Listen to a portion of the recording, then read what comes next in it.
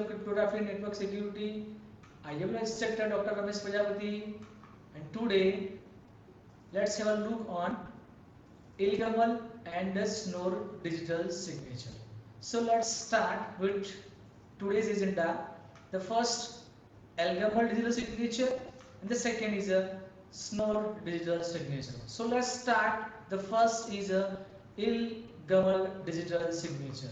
So in the previous session we have seen the DSA algorithm, digital signature algorithm, and there are two type of DSS, digital signature standard. First RSA and second is a DSA. And why we need the DSA and RSA algorithm? Because with the help of DSA algorithm, uh, we have to generate the digital signature. Another two algorithm to generating a digital signature. So the first Algamal and second is a Schnorr. With the help of Algamal and the Schnorr digital signature method, we will generate the digital signature. So let's see the first Algamal digital signature. So here the private key for encryption and the public key for decryption. It means that in Algamal digital signature you have to use two keys. The first key is for encryption and it is represented as a private key. Second is the decryption, and the decryption we will use the public key. Now in the global element are prime number, it means we are generating a two prime number q and a, which is primitive root of q, and this two variable is also called the global public key element. Now in the user A generate the private public key pair as follows. There is a three step to create a digital signature. Then the first, create a public and private key. Second, create a signature from the sender and verify the signature by the receiver. So these are the main three steps, right? So in the first there are two user A and user B. Now user A generate the two key, private and the public key. So the generate the random integer x of A. X is represent the private key of user A, and it should be x8 should be in between the 1 and the q minus 1. Now to compute the YA represent the public key of sender or public key of user A. Now calculate the public key with the help of private key. So the YA equal to A of x. X is represent the private key of user A and the Q is a public key component. So the equation is YA equal to A of XA mod Q. XA represent the private key, A and Q these are the public key component. Now the third, we have already calculated the A's private key and the public key. So the A's private key represent the XA and the A's public key represent Q, A and YA. Now in the next step, to sign a signature by the sender. So again we are considering the message, right? So here first we are applying the hash function on the message.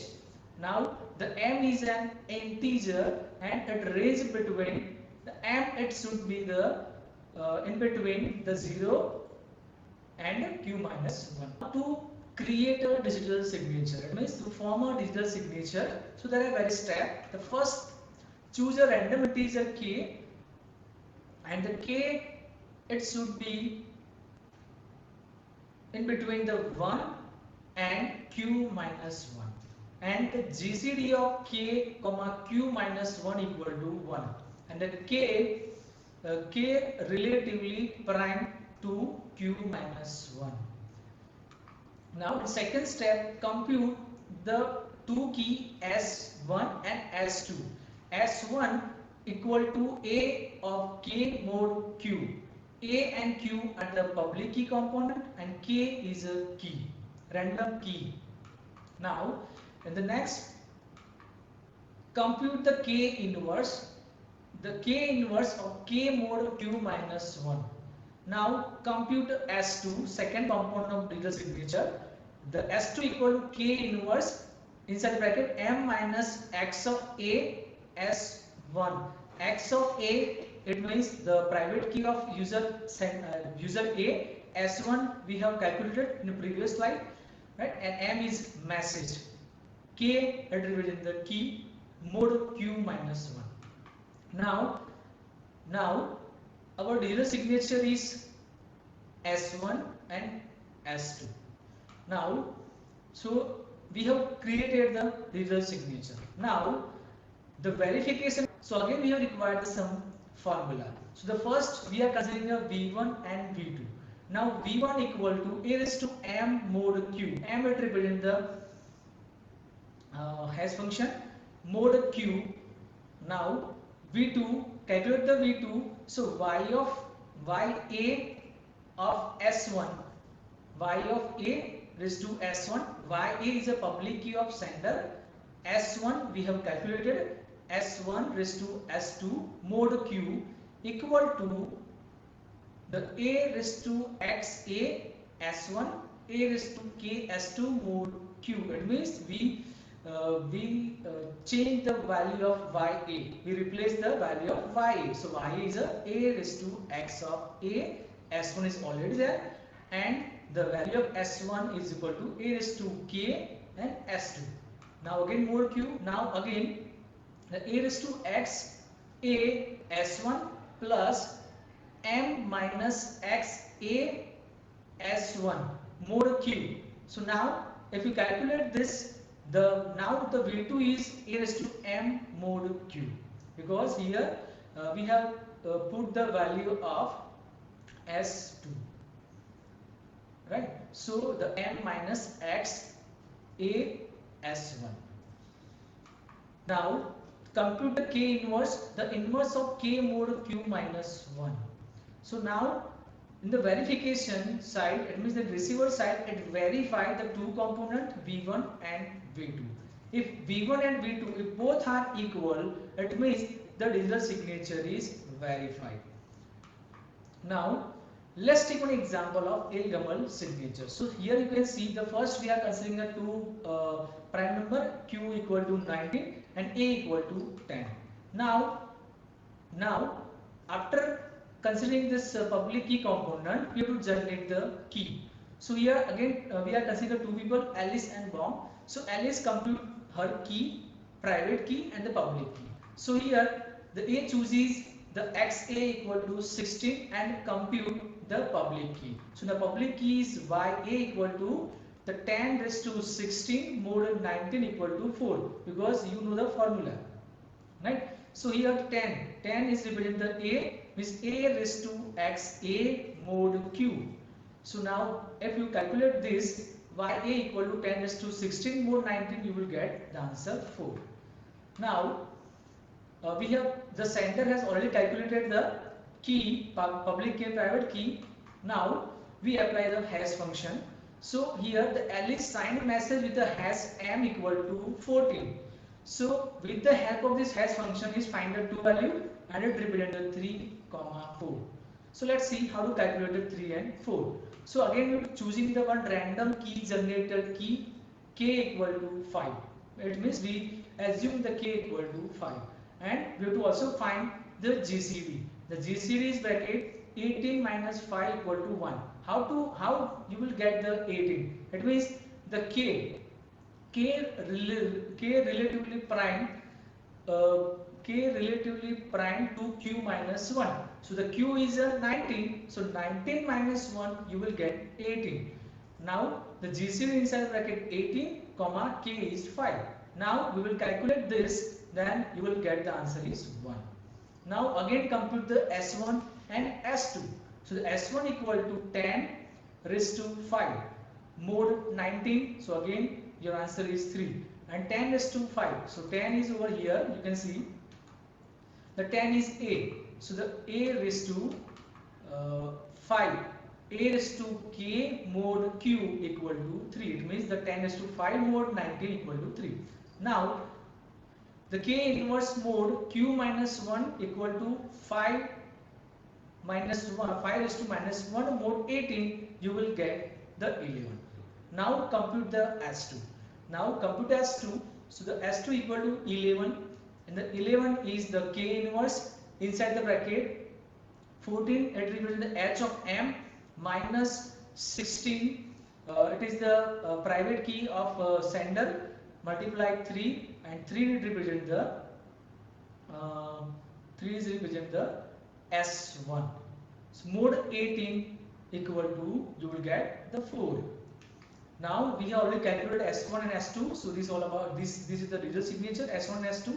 Now the message sent to the receiver. Now receiver is verify the signature. So here the bomb, or we can say the user B can verify the signature by computing the V1 and V2. So V1 equal to 10 is to 14, and 10 is to 14 means the 10 is representing the A, and the 14 it represents the H. Means A is to H mode 19 means Q equal to 16.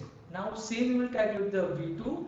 So the V2 equal to 4 is to 3 multiply 3 is to 4. It means the S1 3 and 4.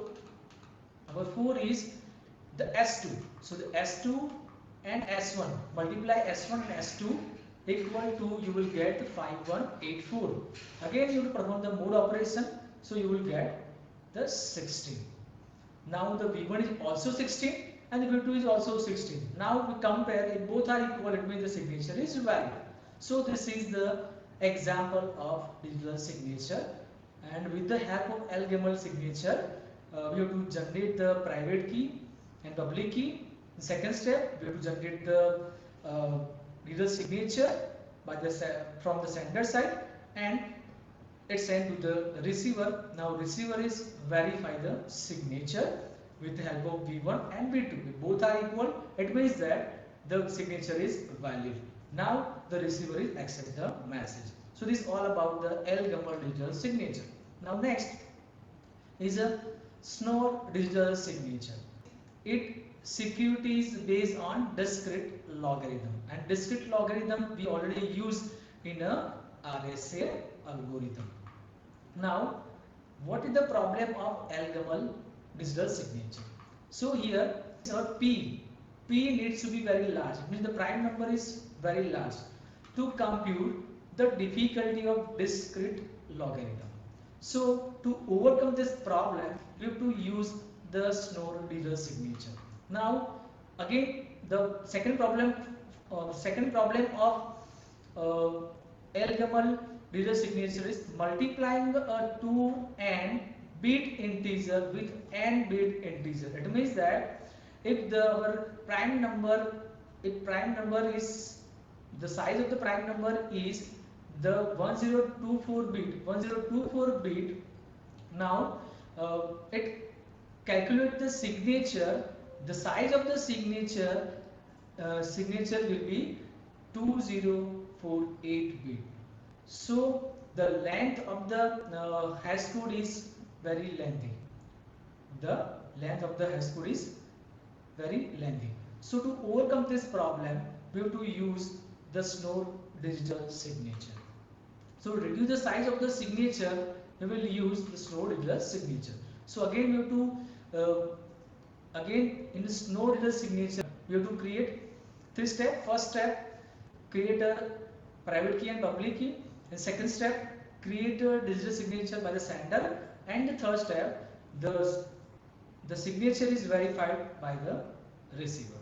So now again, the user A chooses two prime number P and Q, and the size of the P is 1024 bit. Now again it select another prime number Q. The size of the Q is a 160 bit, and here the size of the Q is equal to the size of hash code. It means the size of the Q is a 160 bit, so the output is also the 160 bit hash code. Now the prime number Q is also divide the value P minus 1 mode Q. So it means we will find the prime number Q is divide the value P minus 1 mode Q. Now generate the private key and a public key from the sender side. So here choose a 2 prime P and Q, and the Q is a prime factor of P minus 1. Now the second step, we are considering one integer a such as a raised to q equal to 1 mod p. Now here the a, q and p, these are the public key, global public key component, and this all component will be available for all users who are on the same network. Now the choose a random integer s with 0. It means the s is between the 0 and q, and this represents as a user's private key. Now calculate the v, and the v it represents the public key of user a. So the v equal to a raised to minus s mod p. So with the help of a private key, we will generate the public key. Now we have already calculated the public key and private key for sender. Now user with the private key s and the public key v generate the signature as follows. That means the choose a random integer r with the value of r in between the 0 and the q. Now compute the x equal to a raised to r mod p. It means we have already calculated the r. So now the x equal to a raised to r mod p. Now here the computation is a pre-processing stage independent of the message m to be signed. Each and every time the message will be signed with the different value of x. Now concate, it means now we apply the hash function on the message, so it's generating a hash code. Now the hash code is appended with the private key of x. It means the concate the message with x, and the hash result to compute the value p, value e, compute the value e. So e equal to h of m concate with x. Now compute the y. So the y equal to r plus s e mod q. It means the r we have already calculated, s is the private key of x, the private key of sender, and the e we have already calculated in the previous step. Now we have already calculated e, y. Now the signature consists of pair e comma y. That means now the signature is ready, and the signature pair is consisting of e comma y. Now in the verification side, the sender sent the message to the receiver. Now receiver is verifying the signature of the sender. So again we have to compute the first x dash equal to a of y v raised to e mod p. Now compute this. After compute this, we will get the x dash. Now the verify the e. Now the e is h of m concatenate with x dash, and we have already calculated the x dash. Now first we apply the hash function on the plain text message, and after applying the hash function, it's generating a hash code.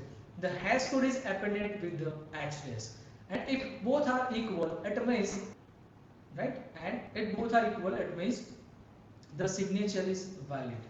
Now receiver is accept the message. So this is all about the SNOR digital signature. Now, so today we have seen two techniques. The first technique, Algol digital signature and SNOR digital signature. And why we need this?